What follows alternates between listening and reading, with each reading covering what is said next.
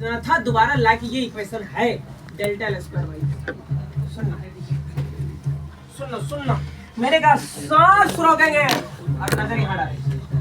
सुनो, मैंने आपसे कहा कि सर इस इक्वेशन को मुझे आगे बढ़ाने हैं, आगे ले जाने हैं, और आगे ले जाने के लिए मैंने कहा sir gamma Babu gamma A by L रहने दो, डेल्टा एल स्क्वायर बाई 2 रहने दो, बस इस इक्वेशन में एल से मल्टीप्लाई और एल से डिवाइड करो। सुनो सर ऐसा क्यों, मुझे सर कुछ प्रोसेस चाहिए और उसके लिए सर ये इक्वेशन को मैं आगे बढ़ा रहा हूँ, इसलिए मैंने एल से इंटू करा और एल से मैंने डिवाइड करा। सर ये रूल तो होता है कि जिससे इंटू करोगे उससे डिवाइड करने पड़ेगा।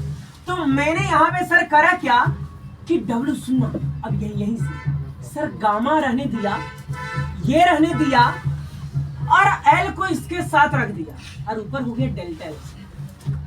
ऊपर 4, 1 2 3 4, 1 2 3 4। सुन, gamma A L, gamma A L, delta L बच गया नीचे।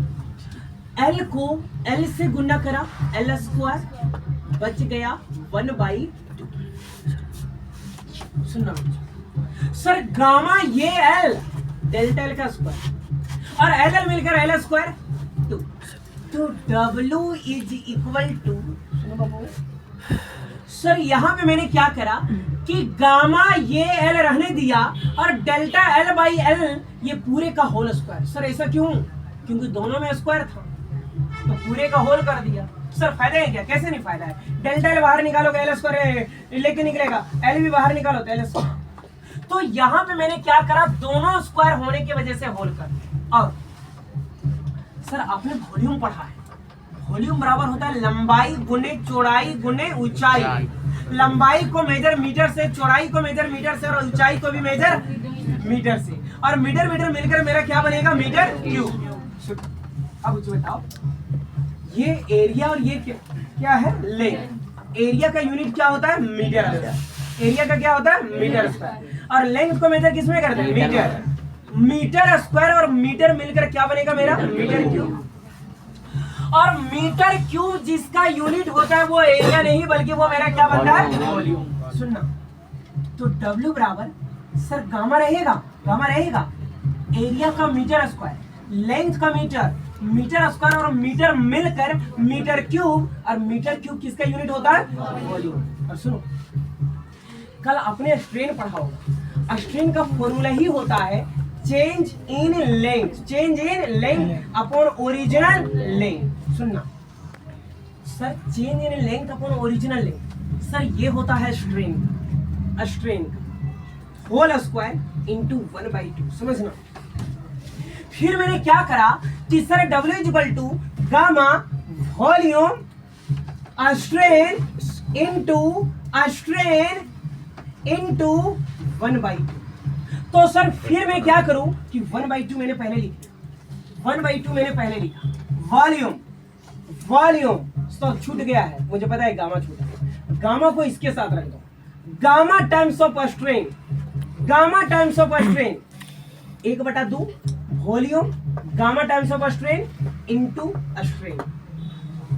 देखो जो चीजें डिफिकल्ट लगता है सर वही और इंटर करो। सुनिए सर, अभी आपने फॉर्मूला पढ़ा कि गामा बराबर फॉर्मूला ही होता है स्ट्रेस बाय स्ट्रेन।